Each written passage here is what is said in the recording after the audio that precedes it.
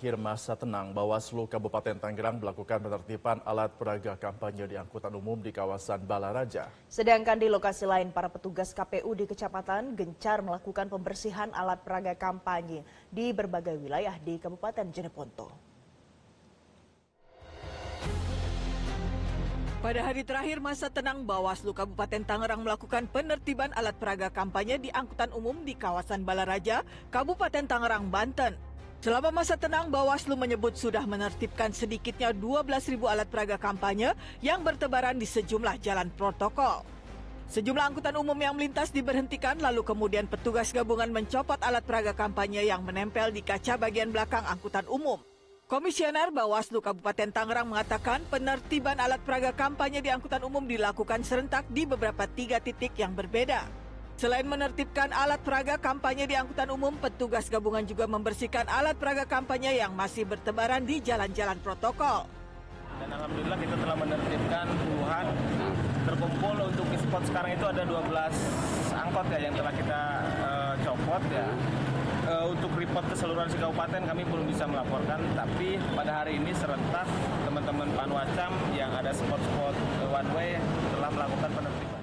Saat masa tenang, para petugas KPU di Kecamatan gencar melakukan pembersihan alat peraga kampanye di berbagai wilayah di Kabupaten Jeneponto. APK milik paslon yang bertebaran di sudut-sudut kota diturunkan paksa oleh petugas. Pembongkaran atau penertiban APK ini sebagai upaya dalam memastikan situasi keamanan tetap kondusif. Dari hasil penertiban, petugas menurunkan ratusan APK berbagai ukuran. Selanjutnya APK ini akan dikumpulkan di kantor kecamatan. Kami terus melakukan penurunan mulai dari poros jalan sampai masuk ke pelosok-pelosok didampingi oleh PKD, Babinkan Tikmas, Babinsa dan teman-teman PPS lainnya. Memasuki hari terakhir masa tenang Pilkada 2024, Badan Pengawas Pemilu mencatat masih adanya alat peraga kampanye yang belum ditertibkan.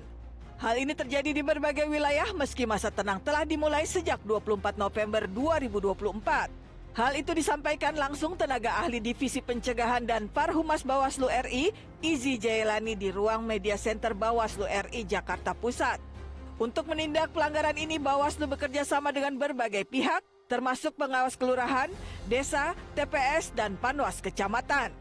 Koordinasi juga dilakukan dengan KPU untuk memastikan penertiban APK di wilayah-wilayah terkait. Hingga saat ini, data jumlah pelanggaran masih terus bergerak. Bawaslu berharap semua pihak termasuk tim sukses dan peserta pemilu dapat mematuhi aturan masa tenang agar pelaksanaan pemilu 2024 berjalan kondusif dan tertib.